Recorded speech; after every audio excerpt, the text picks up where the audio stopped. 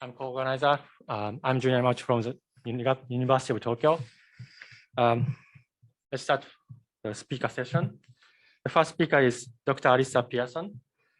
She is an assistant professor with the Department of Mechanical Engineering at Boston University and the chief scientist for urban robotics.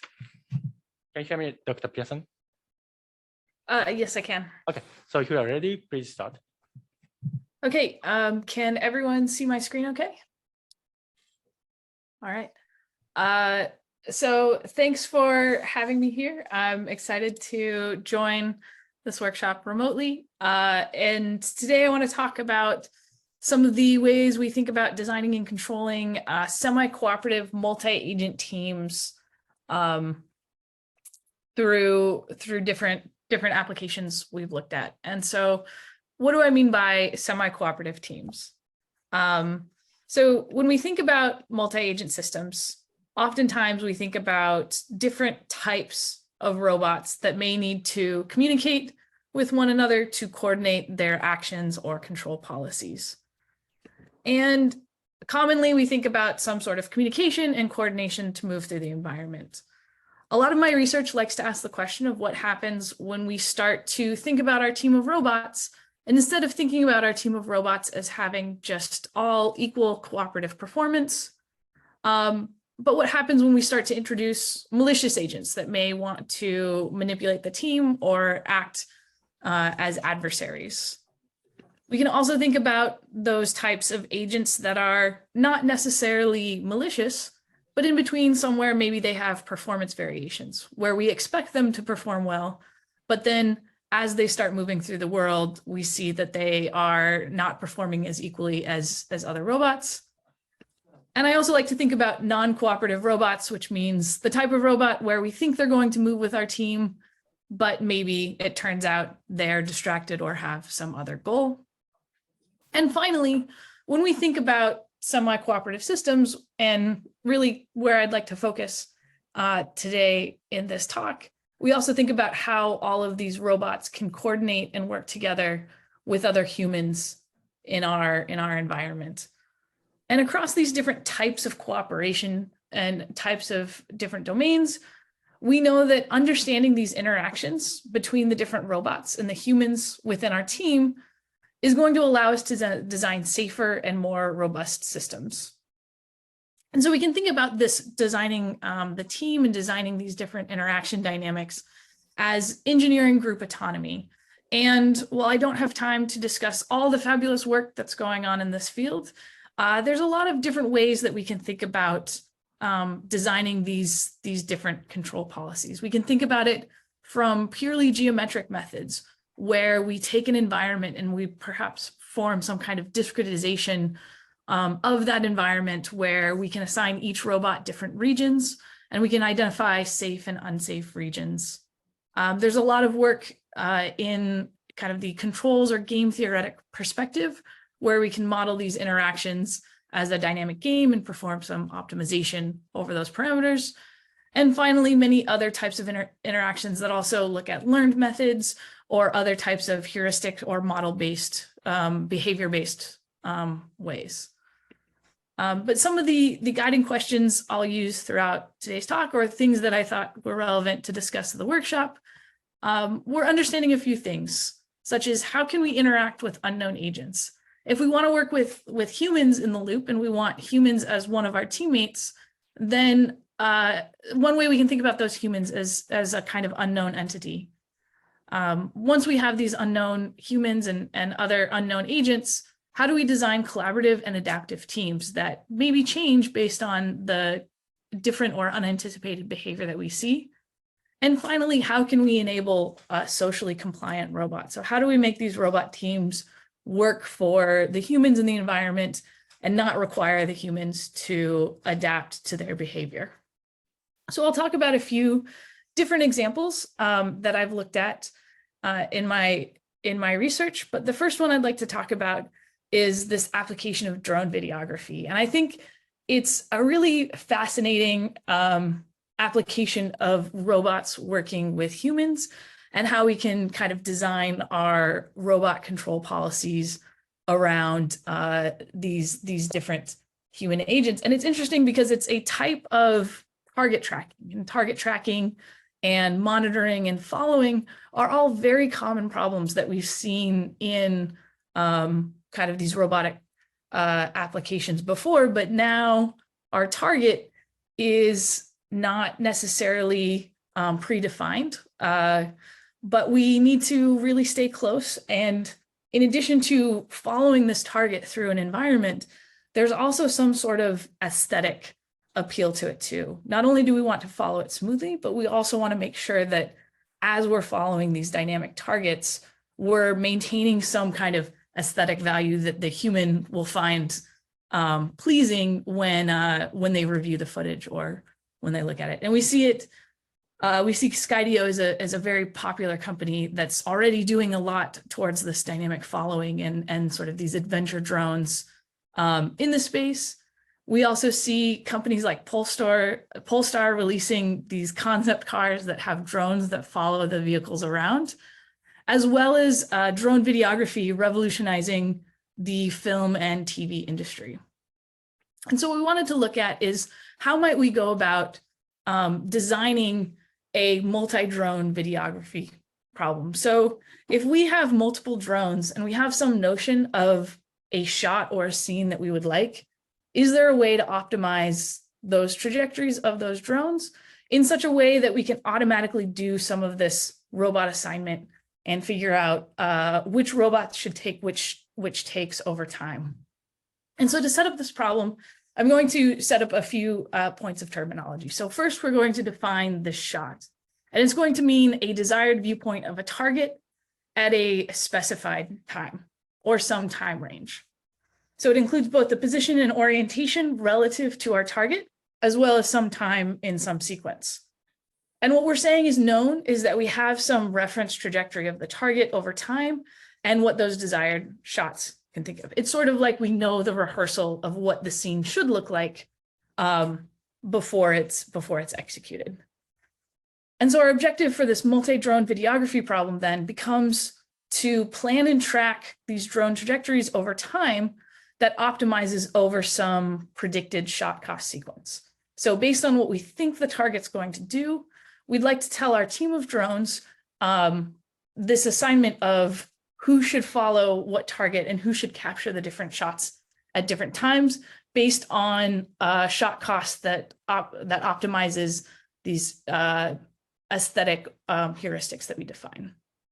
So I'm going to illustrate in a video first what this sort of looks like. And so in our research lab, this was work done during my postdoc at MIT CSAIL. We set up some experiments where we had 2 Parrot Bebop drones following around a little race car that we teleoperated through an environment with various obstacles in the way. So we have this pretty narrow, tight environment that we can work in. The RC car, we've driven a few reference trajectories, but because it's driven by us, it's going to have variation, both in its exact location and the exact time it gets to waypoints. And what this video shows is both the 2 drone onboard videos. As the green border pops up, that means it's taking a shot. And so we can move around and we can see that based on some pre-specified kind of idea of when we'd like our different scenes or when we'd like our different shots to be taken, the 2 drones will fly around and position themselves to anticipate the target getting to that spot and sort of when to zoom in and when to capture. And also handing off, for example, in this instance, if one drone is occluded from seeing the target, then the other drone should be the one responsible for that shot. And so in some cases, it's the feasibility problem of making sure that every drone can get to where it needs to go. So now I'll talk a little bit exactly about the algorithm behind this. So the goal of this is to first predict these target trajectories from takes. So what we're going to do is we're going to assume that there are known static obstacles in the environment, modeled as ellipsoids. And we're going to assume that our target roughly follows the same path between takes. So we are starting with a strong assumption that we have an approximation of their trajectory, and we'll use a multivariate Gaussian model to extract a predicted trajectory from all of those different reference trajectories. We're then going to predict the aesthetic shot cost at any given time. So we have a cost that we've developed that includes things like deviations that are penalizing deviations from things like the position not being correct or the scale or the angle, large penalties for occlusions. And we can run for each shot that we want. We can sort of predict that shot cost if we were to capture that shot at that time along the trajectory, and then find minimum values as highlighted in this figure here of those minimum times as possible shot candidates. So those are potential times where we could capture the shot because it's a relative minimum or a local minimum of our shot cost. And then then the question becomes, now we need to figure out how to sequence all of these shots. So how do we go ahead and assign the drones to each of those shot costs? And how do we ensure that these transitions are feasible? So how do we ensure that we can get between these different shot costs with the drones that we have? We format it specifically with a directed acyclic graph. So we partition the graph into these possible shots, and the node weights are going to encode that shot quality. And then the edge weights represent some likelihood that the drone can get between different shots. So if there's no edge between two nodes, that means it's infeasible for that robot to go from one shot to the next shot. And so then the problem becomes finding a minimum cost path through this directed acyclic graph that visits all the partitions. And if we find those minimum cost paths, then we know that we have found the trajectories and assignments for all the drones and this through all the different shots and the sequence for each of those shots to take. So the figure on the top illustrates this idea that we have these time ranges for when we can take shots. The colors correspond to the different shots. So for each color, those represent possible times we could capture it. And then we turn it into this directed acyclic graph on the bottom that shows a drone planning a path through the graph. And we have two drones. And so in this case, we have drone 1 chooses to take shot 1, then shot 4, then shot 3. And drone 2 is specifically assigned to shot 2. Once we have these estimated shot sequences, then we're going to go ahead and do the actual trajectory planning for the drones. So we generate these reference trajectories based on these shots and place those in the environment along the parts of the path based on our reference trajectory, and then follow that reference trajectory with the drones through an MPC-based tracker. So that way, as there's slight variations in the actual trajectory of the robot, then what we see is we have kind of some variation and some ability to adapt to the different behavior that the target might have.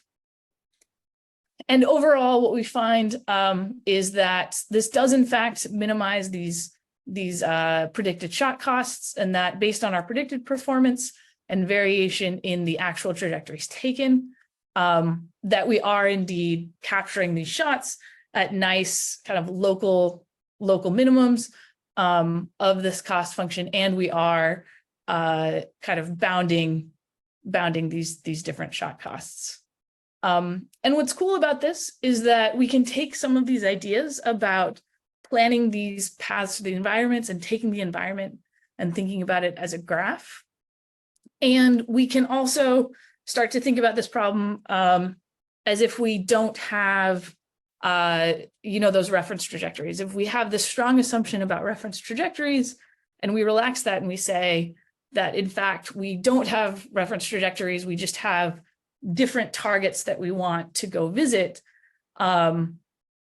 what's kind of an interesting thing that we've looked at as an extension is then instead of trying to plan these very precise trajectories, what we can do is discretize the environment with something we call a free space ellipsoid graph. So we take an environment and we decompose it this highly non-convex, highly complex environment, and we decompose it into a bunch of ellipsoids. And what that allows us to do is to plan our paths through the environment to visit all of these different targets by planning through the ellipsoid graph. So we know a target's approximately in a region, and then we can use this graph to sort of hop through the environment and still look at things like minimizing different viewpoints and minimizing the ways to get between these targets in this way. So we can take kind of a geometric approach in combination with these unknown target models. And then I think, so a lot of the challenge of this is that we kind of still require a lot of information. But I said earlier as one of the questions is, what do we do when we have really unknown agents? We truly don't know anything about their movement, about their models, and how do we want to treat them? Another way we could think about it is that we could just think about these humans and think about kind of the safety nets that we could build around them. And if we think about an autonomous vehicle that needs to operate among human vehicles, human-driven vehicles, we can say like, well, maybe we don't need to know exactly what that car is. We can just bound it with some kind of estimate of where that car can be. And if you naively start to take your uncertainty about what they're doing, and as your uncertainty grows, if you naively just buffer out these unknown regions, then what can end up happening is you can be overly conservative with those safety nets in such a way that you actually restrict the free space planning for your agent. And so a question we sort of asked is there a way to create these safety nets about unknown agents without necessarily overly restricting this free planning space and perhaps removing our ability to plan through the space? And so we looked at what we call risk level sets. And so the idea is that if we have these self-preserving vehicles in such a way that we assume that no agent is going to intentionally run into any other agent, we could still take an understanding of the uncertainty about it. We could still take a Gaussian estimate of their position, but then we can skew it with a logistic function based on their direction of their velocity. And what we get is sort of these skewed contours or these skewed output costs that modify the uncertainty about an agent and skew it in the direction of motion. And if we do that, then what we can do for our ego vehicles planning around these unknown agents is we can start to define tolerable levels of risk and tolerable levels of interaction that still largely go kind of in the direction that these agents are moving. And it allows us to create sort of mimic kind of conservative versus aggressive behavior. And so to show kind of an example of this, if we choose a really low threshold, then the planning space for an agent becomes quite restrictive. So the gray area is all the area that's considered too risky to try and plan through based on the unknown dynamics of these other agents. And so we see that this blue ego car really doesn't try to make any lane changes. And there's a lot of restricted planning areas. But if we take kind of a higher risk threshold, then we see that those gray regions start to really shrink and disappear. And what we have instead is a more aggressive like behavior where there's a larger free space that the car can plan through and can maneuver, and we start to see more lane changes in sort of this highway driving. And kind of as an extension, this is not just for autonomous driving, but we've also thought about it as kind of autonomous mobility and what happens if we seek to, run this directly from our sensors. So the assumption that we can calculate the sort of position and velocity assumes that we have access to kind of object tracking, that we can distinctly identify different agents and then follow them throughout the space. And what I'll say is that we can also relax this assumption that we have very distinct object identification and tracking to just looking at how the density and the occupancy density evolves over time. And we go from this notion of an object-based cost that required a specific position and velocity for all of our obstacles to an objectless cost that looks at how the density and velocity field evolve over time. And conceptually, it still skews this density by the way the velocity field is evolving, which makes it very easy to calculate from things like your occupancy grid that you might get from your LiDAR directly. And furthermore, it's agnostic to obstacle types. So we can create a safety net that isn't going to be fooled by seeing objects that we might not recognize, such as strollers or suitcases or trash cans. And we tested this on an autonomous wheelchair that we had driving kind of around the student street at MIT, and looking to see that based on this notion of this dynamic risk density with no other information about the behaviors of humans, the behaviors are what they're going to do, can we still get our wheelchair to navigate through this cluttered space freely and still navigate in such a way that it didn't get frozen when it encountered kind of these large crowds of people. And so I think that's kind of the end of my time. So I want to quickly say thank you to my many collaborators that I've worked with over the years. And now I'll kind of leave time, maybe a minute or two for questions.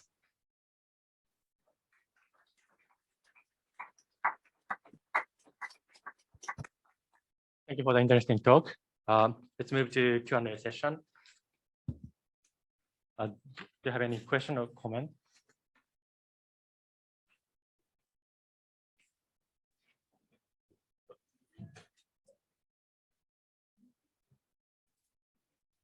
Thank you for your very interesting talk.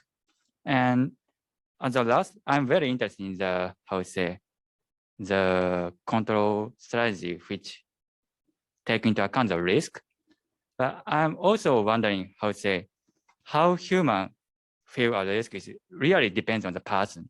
And I think if we can integrate such kind of the model, I mean how human feel a risk, then maybe we can improve the performance of autonomous mobile. What do you think about this kind of idea of integrating human model or how human feel? Yeah. So how humans think about risk and how we can think about these things, I think is really important. And so what I didn't maybe disclose in this talk is this idea that we can have a very mathematical conservative versus aggressive, but that doesn't necessarily correspond to distinct personalities. So aggressive versus personality might be different than, and it may not capture things like distracted driving as well. So I think this is just one piece of it. A motivation here was really trying to define like a minimum viable safety net for safety. So I think that there's other things that you could add on top of this or look at other domains. And then what I will just kind of show briefly is a slide where we did try to look at these thresholds and, instead of trying to say just from a pure numbers, this is 0 to 1, low, medium to high risk, actually looking at data sets from NGSIM and HIDE data sets to find different thresholds within those data sets where we found consistently that we could cluster behavior of different drivers where they would seem to consistently stay within a certain risk threshold. Yeah. Thank you for answering, and I'm very thank you for your very insightful talk. And I'm really interested in your talk. Yeah, thank you. So we have to move to the next speaker. So if you have more questions, please post your question on Slido. Thanks, everyone. Yeah, thank you. Let's thank the speaker again.